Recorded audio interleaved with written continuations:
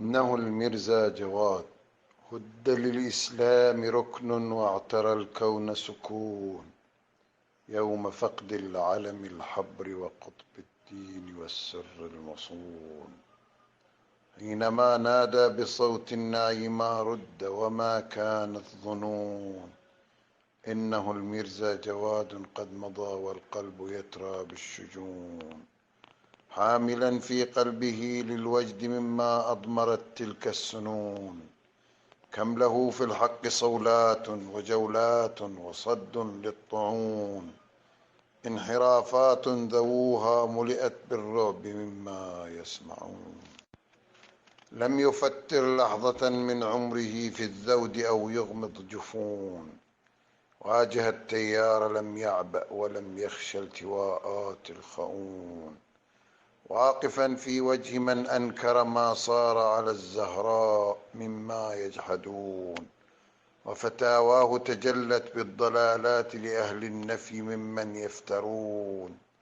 اقرأوا التاريخ إن كنتم تريدون له الحق ومنه تعلمون كيف أهل الباطل امتد بها الحقد وصاروا يحقدون قلبوا الحق وفينا اليوم من يسري على تلك الظنون فلماذا عن براهين الهدى والحق ضل الغافلون ولماذا للكرامات إذا قيلت لهم يستنكرون ولماذا يوم عاشوراء من اللعن علينا يمنعون ولماذا حين يمشي حافيا في موكب لا يحضرون شبهات كلها طوقها الشيخ وهم لا يشعرون لم يكن للمرجع الراحل هم يعتريه كي يكون إنما المرجع قد كان دفاعا مستفيضا لا يهون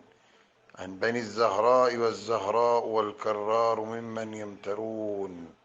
هكذا العشق لآل الله في الدنيا تجلى في القرون ذاب في العشق ومن إفراطه في عشقهم دمع هتون إن من لم تهده الزهراء علما لا يكون ولقد أهدت له الزهراء مما يعلمون ملأ الساحة بالعلم وقد طال له البحث سنون سل رجال العلم عن أبحاثه في الفقه ماذا يدرسون والروايات التي أوجدها بالطرق المثلى وعما يعرفون طرق في البحث يعتد بها الباحث في تلك الفنون شامخ في بحثه العالي وفي الفتيا على من يجرؤون كتب للشيخ إرشاد صراط والمباني وهي كحل للعيون فالصراط اليوم للفتيا منار نحن عنه غافلون ولدى الشيخ قضاء وحدود وشروح للمتون سل قضاء الشيخ كم أظهر من طلاب علم يحكمون إن للشيخ العطاء الثر هل يعزى لمن لا يعلمون فقدت ساحة أهل العلم ربانا ورمزا لا يهون ألأهل العلم ربان يرى أم يأفلون